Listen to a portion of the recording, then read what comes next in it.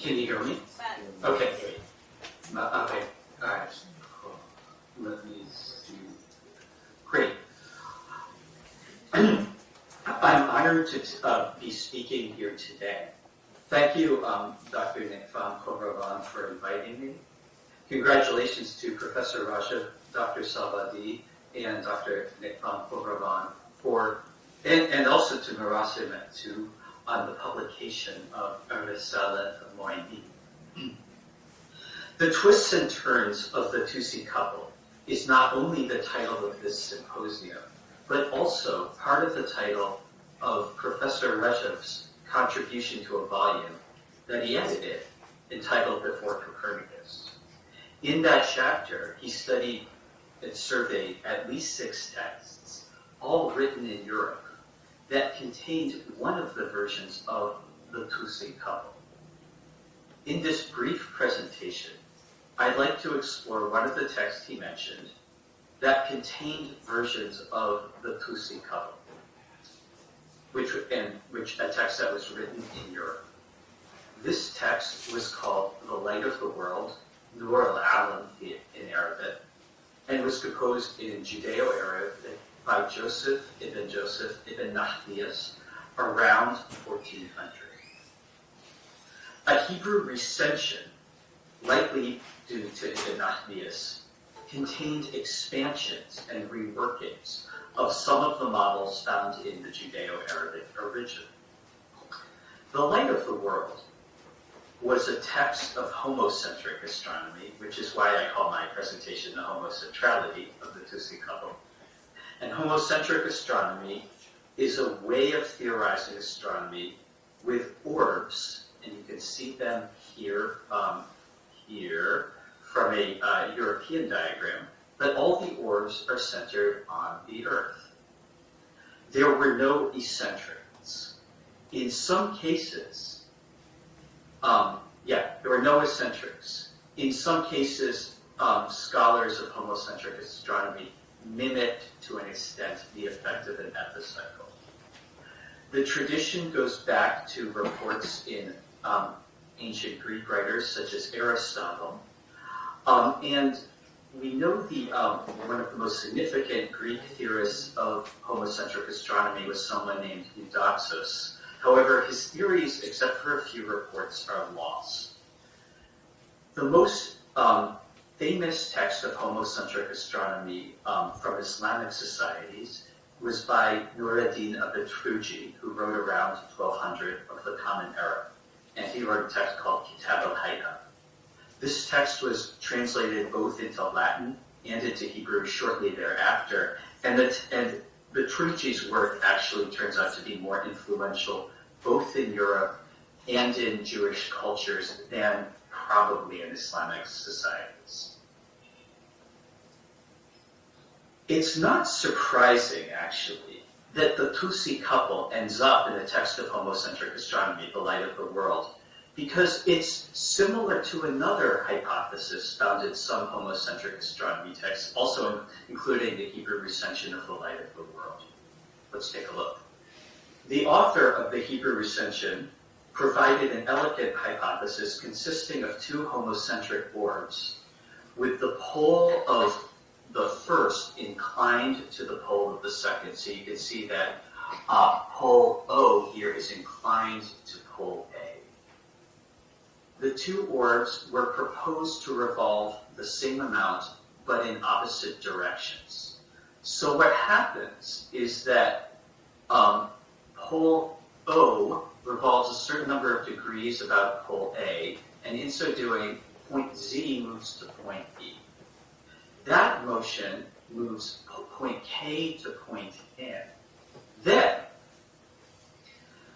this first orb revolves the same number of degrees in the opposite direction about pole 0 here, and so that brings point N down to point Y. Though I've described these first and second motions sequentially, actually, the motions occur simultaneously, so that point K revolves on this great circle arc, oscillates on this great circle arc KYGJD. and then back.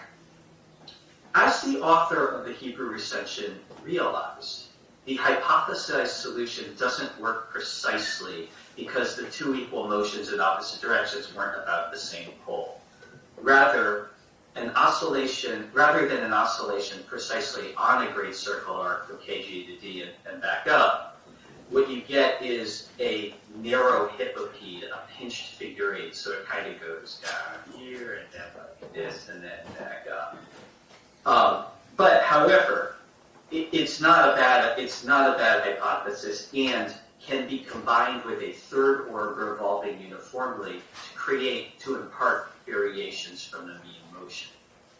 And indeed, when the author of the Hebrew recension theorized just that, that author improved markedly upon the theories of Petrucci and also Regiomontanus, who died in 1476, probably the most significant Renaissance astronomer other than Copernicus. Regiomontanus himself was also interested in homocentric astronomy.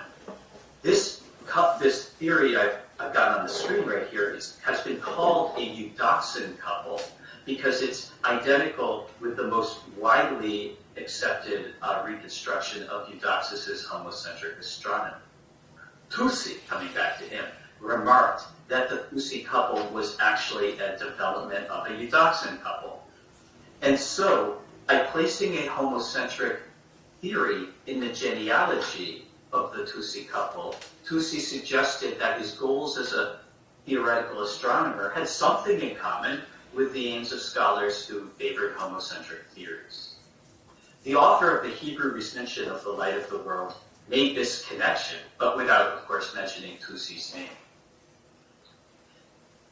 The theoretical connections were paralleled by exchange between the Islamic East, al-Mashriq, and al-Andalus. Ibn Nahmias didn't claim to have developed the Ṭūsī-Couple found both in the Judeo-Arabic original of the Light of the World or the Recension. Exchange is a much more likely explanation for the presence of the Ṭūsī-Couple in the Light of the World, as there is evidence of mathematics and instruments passing from Maraha and Iran to Andalusia before Ibn Nahmias' lifetime. The version of the Ṭūsī-Couple found in the Light of the World is composed of two small circles on the surface of an orb. It's mathematically equivalent to the curvilinear version found in the Tadkira. That is, as Professor Rashid described, the version that produces an oscillation along a great circle arc. Because, we're in a text of homocentric astronomy, and all the motions are on the surface of an orb, there was no rectilinear Ṭūsī-Couple in the Light of the World. Ibn Nahmias introduced the Ṭūsī-Couple for a slightly different purpose. Like you can see it here, and you can imagine you combine this Ṭūsī-Couple with a uniformly revolving third orb, and you have a pretty good solar model.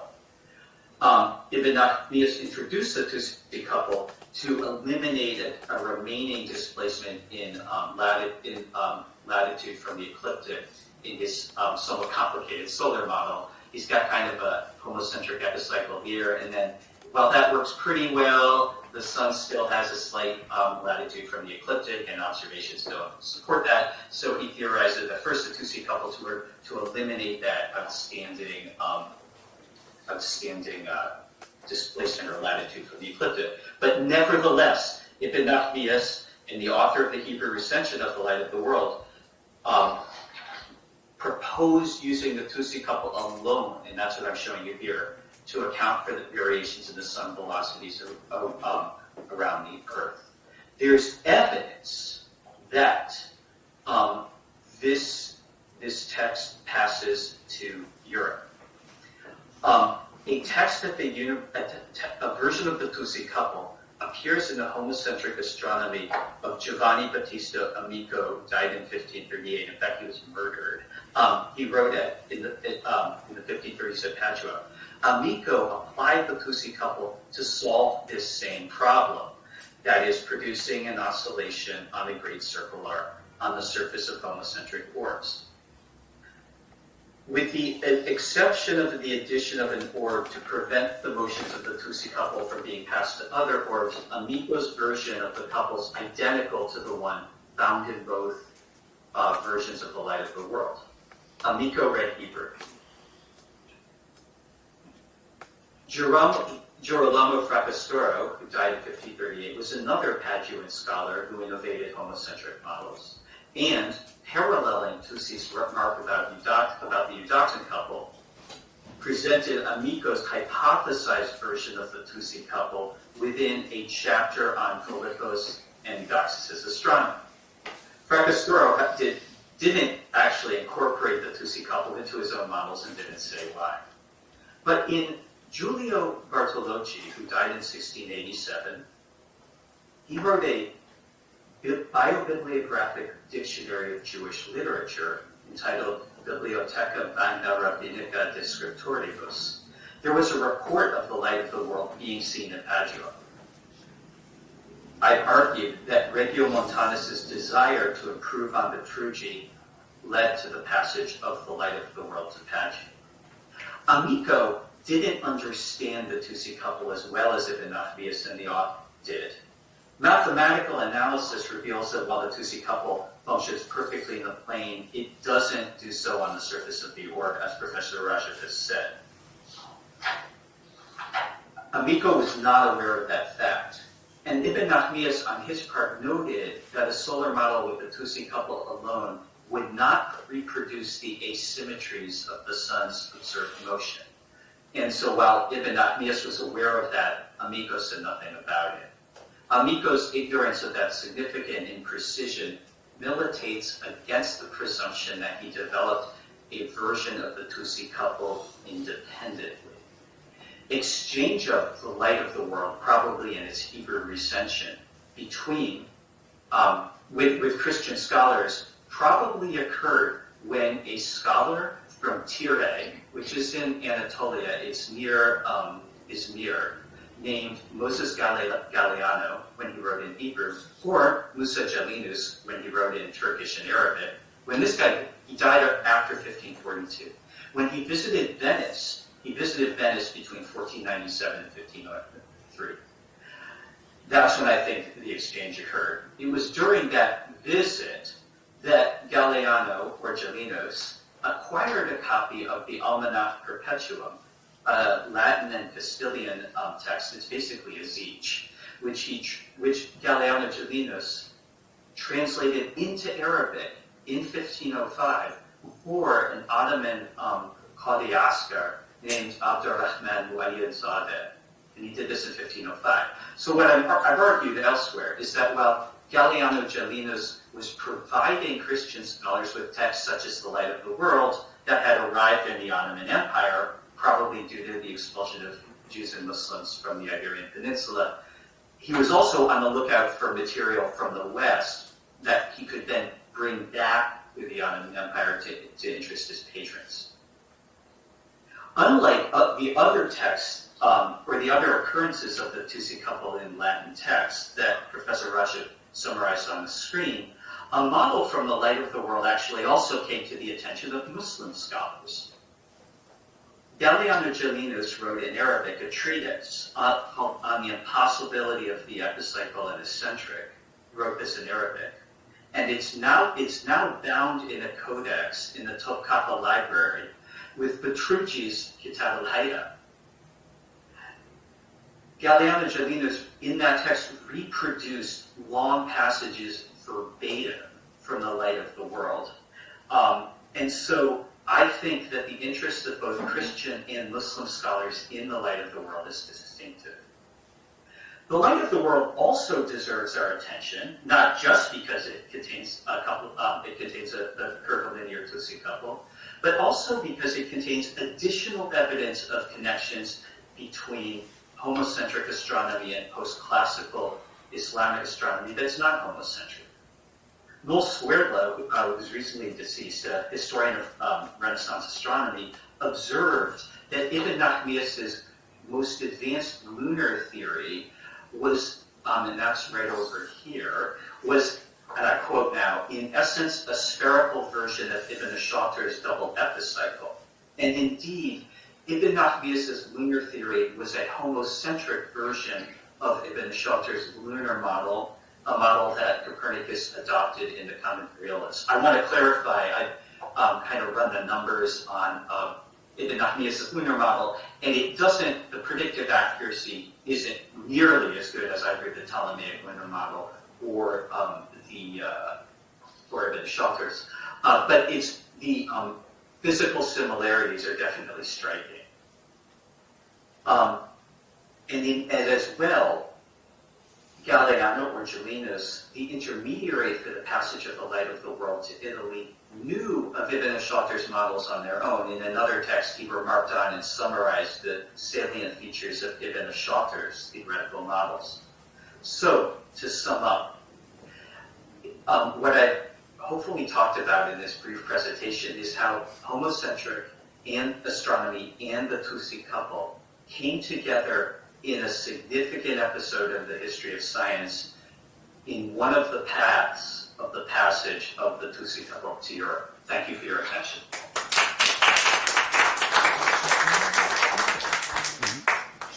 Thank you very much, Professor Morrison, and thank you for keeping the time. Yes.